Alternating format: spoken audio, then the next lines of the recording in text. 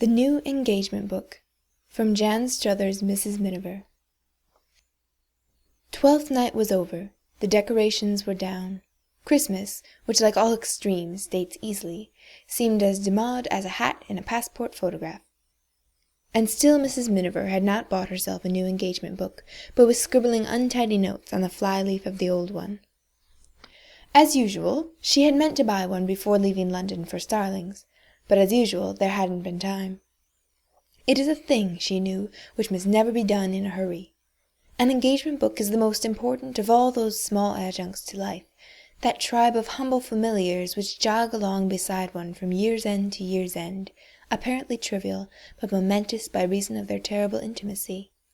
A sponge, a comb, a toothbrush, a spectacle case, a fountain pen.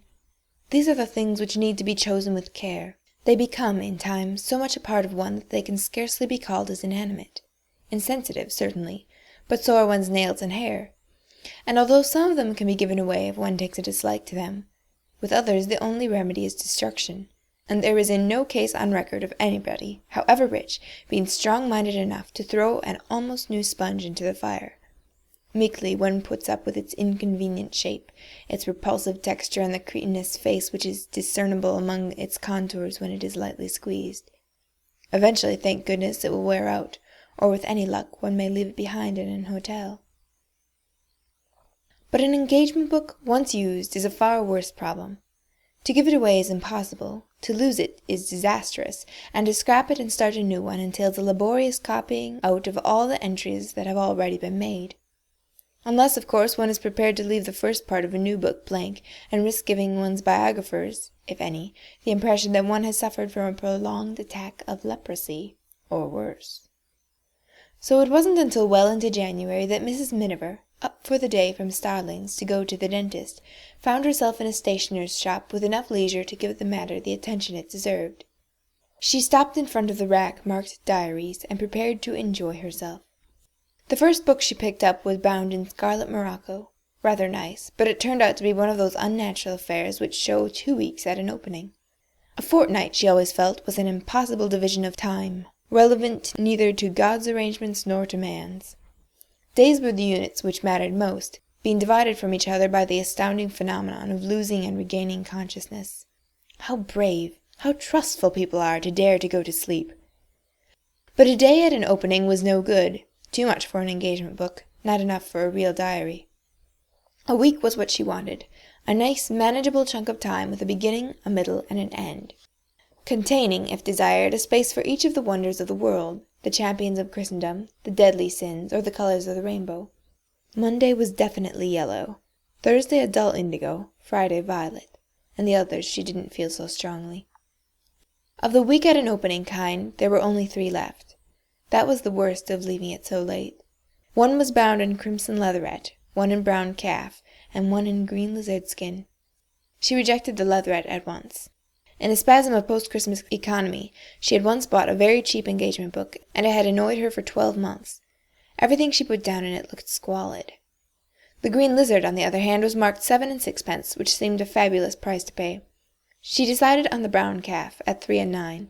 A smooth, pleasant little volume, an honest and sturdy companion for a year's march. It would wear well. She could not possibly, she knew, take a dislike to it.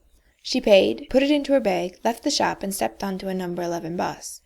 She would catch the train back to Starlings with 20 minutes to spare. Halfway down the Pimlico Road, she suddenly pressed the button and jumped off the bus. "Forgotten something," she said, smiling apologetically to the conductor. There was no other bus in sight, so she walked back to Sloane Square as fast as she could.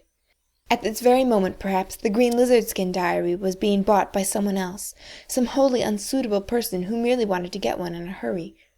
A rich, earnest woman who would fill it with committee meetings, or a businessman who would not even glance at the binding when he opened it to jot down the words, "Dine George."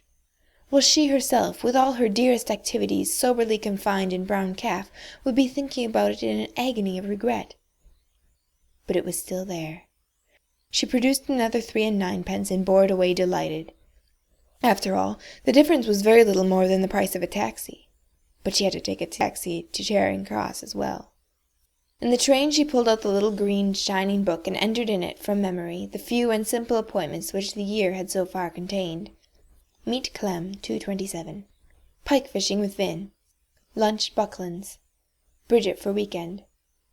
Bare and laconic, yet those first days had been crammed, like all other days, with feelings, ideas, and discoveries. And so it would go on until the book was complete, a skeleton map of her year, which to anybody else's eye would convey no picture whatever of her mental landscape. But she, glancing through it 12 months hence, would be able to fill in many, though not all, of the details. How, on the way from the station, Clem had told her about the new Gloucestershire job. How she and Vin had seen a heron. How the Bucklands had given them home-cured gammon with pickled peaches. And Bridget's fascinating story about her cousin, the 3-penny bit, and the deaf chimney sweep.